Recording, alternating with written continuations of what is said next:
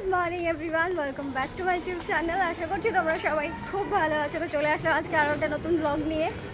এখন এই রোদ্রে গরমে তেপে পুড়ে যাচ্ছি পুরো, যা রোদ পড়েছে। এখন বাজে কটা, 11:30 বাজে।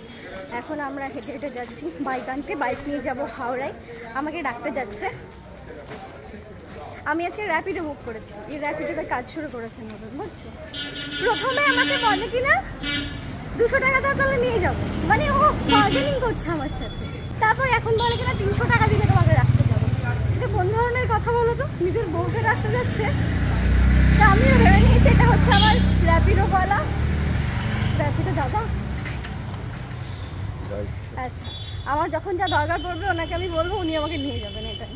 তা এখন আমাকে হাওড়া স্টেশনে রাখতে যাচ্ছেন।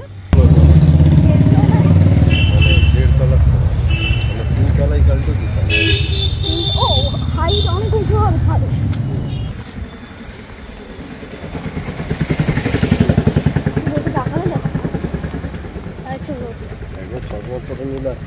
হ্যাঁ, তখন চশমা খোলার পর মনে হলো বাবা কি হচ্ছে। তো এইমাত্র এসে পৌঁছলাম হাওড়া স্টেশনে।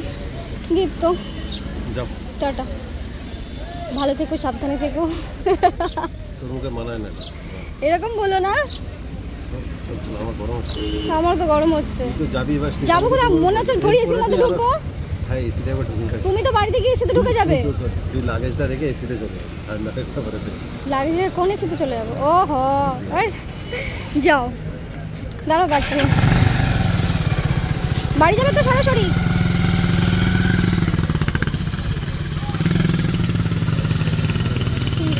যা রোদ গরম, কি আশ্চর্য। বেরিয়ে গেল, বেরিয়ে যাওয়ার পর মনে হচ্ছে আমার মাথায় হেলমেট আছে। আমারও তো আমাকে ফোন করে বলতে হেলমেট, আমার হেলমেটটা পাওয়া যাবে। আরে সত্যি সত্যি মনে হচ্ছে আমি র্যাপিডো বুক করেছি। না না, র্যাপিডো না, ওটা আমার হাজবেন্ড। ও হাজবেন্ড, হ্যাঁ সেই বড় সিরিয়াসলি। ধরো ফোনটা। র্যাপিডো দাদা, যা টাটা টাটা।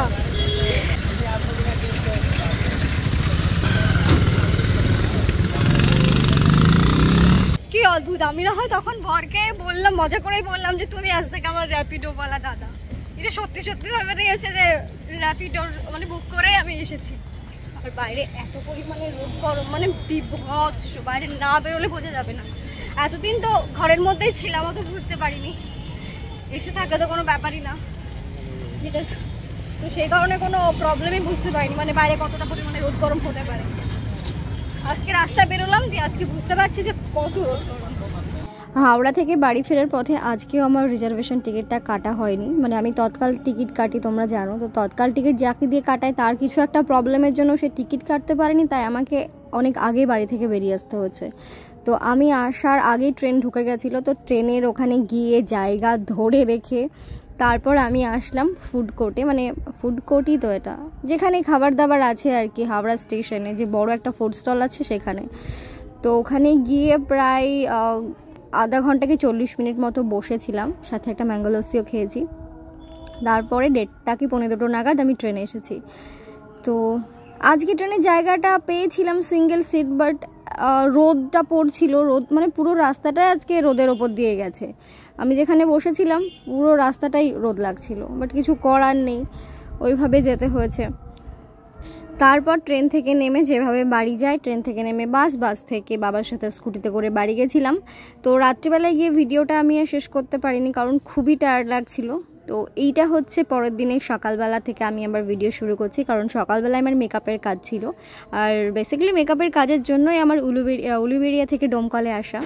আজকে ব্রাইডাল ব্লাউজটা ফার্স্ট দেখে আমার এত ভালো লেগেছে। মানে এই টাইপের ব্লাউজ প্রায় অনেকদিন থেকে খুঁজছি, কিন্তু অনলাইনে যে টাইপের ব্লাউজগুলো পাওয়া যায়, ব্লাউজগুলো তো সুন্দর কিন্তু সব ফ্রি সাইজ। আর ফ্রি সাইজ হওয়ার কারণে এতটা পরিমাণে সেলাই করতে হয় আমাকে, ফিনিশিং নষ্ট হয়ে যায়। বাট এই ব্লাউজটা ভীষণ পছন্দ হয়েছে, কালারটা ভীষণ ভালো। এই ফার্স্ট বোধহয় আমি ব্রাইডকে দেখলাম, মানে আমি শাড়ি থেকে কোনো ব্রাইডকে দেখলাম যে কন্ট্রাস্ট কালারের শাড়ি, আর মানে শাড়ির সাথে ব্লাউজ পরেছে। ওই শাড়িটা হচ্ছে রেড কালার, নর্মালি যেরকম ব্রাইডের আর ব্লাউজ রেড। এটা হচ্ছে সামনেটা, পিছনটা বেশি সুন্দর। আর হাতগুলো দেখো ডিজাইনটা, দারুণ লাগছে। আচ্ছা, প্রিয়াঙ্কা দি খুব ভালো, খুব খুব খুব ভালো। তা তার জন্য আমি প্রিয়াঙ্কা দিকে বুক করেছি মেকআপ করার জন্য। ওর স্পেশাল ডেতে। আর তো এই যে দেখতেই পাচ্ছ পুরো মেকআপ কমপ্লিট হয়ে গেছে, আর ব্লাউজটার সাথে শাড়িটা কিন্তু বেশ যাচ্ছে। আর ওকে পরে মানে শাড়িটা পরার পর ব্লাউজটা পরার পর ইনফ্যাক্ট পুরো লুক কমপ্লিট করার পর এত সুন্দর এত মিষ্টি লাগছিল, তোমরাই জাস্ট দেখো। বলো কেমন লাগলো? খুব ভালো হয়েছে, খুব খুব খুব ভালো হয়েছে। আর ও হচ্ছে আমার এক মিষ্টি সাবস্ক্রাইবার, ও আমার সব ভিডিও দেখে, তো সেখান থেকেই ও আমাকে বুক করেছে বলতে পারো। বাড়ি ডোমকলে। তো আজকে মেকআপটা তো খুব সুন্দর হয়েছিল, ওর স্কিনটাও ভালো, বেসটাও খুব ভালোভাবে বসে গেছিলো, যেহেতু এসির মধ্যে মেকআপ করিয়েছি। কিন্তু বাইরে আজকে বিভৎস গরম ছিল, এত পরিমাণে গরম বলার বাহিরে। আর তার উপরে উল্টেও প্রচুর ঘামে। আমাকে আগেই বলেছিল যে প্রিয়াঙ্কা দি আমি কিন্তু খুব ঘামি, তো সেইভাবেই মোটামুটি ওর প্যাকেজ অনুযায়ী মেকআপটা করে দেওয়া হয়েছিল। আর মেকআপটাকে টিকিয়ে রাখার দায়িত্ব কিন্তু ক্লায়েন্টেরই বেশিরভাগ থাকে, কারণ একজন প্রফেশনাল মেকআপ আর্টিস্ট সেইভাবেই মেকআপ করে দেয় যাতে কোনো প্রবলেম না হয়। তারপরে গিয়ে কিন্তু দায়িত্বটা পুরো ক্লায়েন্টের ওপরেই থাকে। কালকে বাড়ি আসা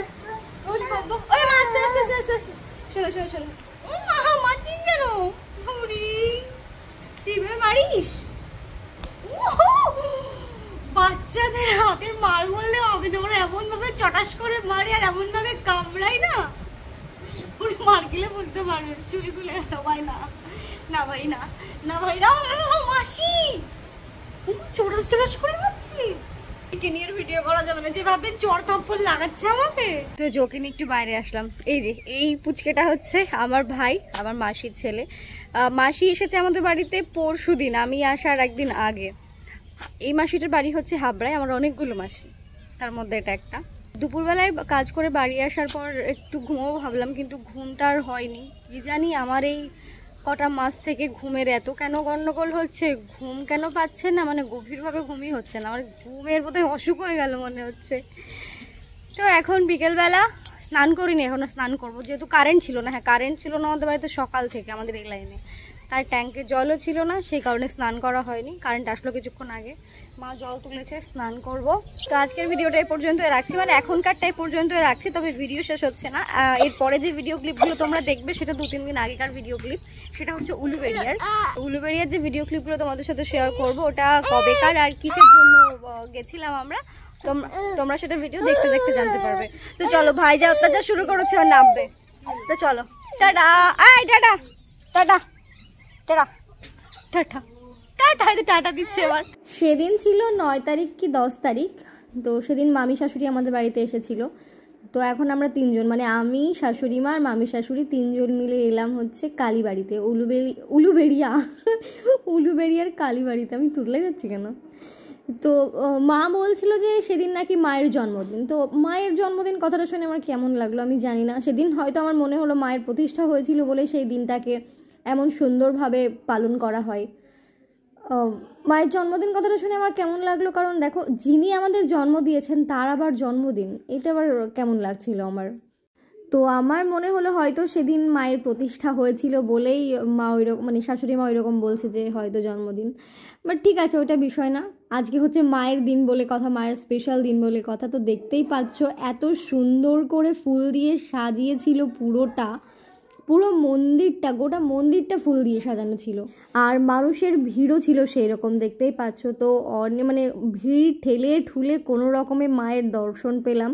তো আমরা যখন গেছিলাম তখন মায়ের আরতি হচ্ছিল, তো ওখানে কিছুক্ষণ সময় আমরা থেকে তারপর চলে আসি, কারণ খুব গরম লাগছিল আর মানুষের ভিড়ে তো আরও গরম লাগছিল।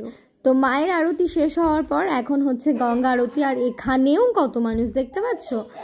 এত মানুষের মধ্যে ভালো লাগে, বাট বেশিক্ষণ টাইম সত্যি কথা বলতে আমার ভালো লাগে না। তো ওইখানেও পুরো আরতিটা দেখে খুব ভালোভাবে মজা করে এনজয় করে তারপরে শুরু হয়েছিল বাজি ফাটানোটা আমরা বেশিক্ষণ দেখিনি, কারণ সেদিন সত্যিই সবার খুব প্রবলেম হচ্ছিল গরমে। তো শুধুমাত্র একটাই বাজি ফাটানো দেখেছি, আর যে বাজি ফাটানোটা দেখেছি যেটা পুড়ছে এখন দেখতে পাচ্ছ, সেটা পোড়ার পর যে আকারটা নিয়েছিল জাস্ট দেখো, মানে সামনে থেকে দুর্ধর্ষ লাগছিল, মানে মা কালীর একদম মনে হচ্ছে জ্যান্ত মা কালী ওরম মনে হচ্ছিল। সিরিয়াসলি সামনে থেকে ভীষণ ভালো লাগছিল আর অন্য রকম মনে হচ্ছিল। তো আরও ওখানে অনেক রকমের ছিল, বাট সবটা আমরা দেখিনি, আমরা বাড়ি চলে এসেছিলাম। তো যাই হোক, চলো আজকের ভিডিওটা এ পর্যন্ত শেষ করছি। সবাই ভালো থেকো, সুস্থ থেকো, সাবধানে থেকো। দেখা হচ্ছে তোমাদের সাথে নেক্সট কোনো আর একটা ব্লগে।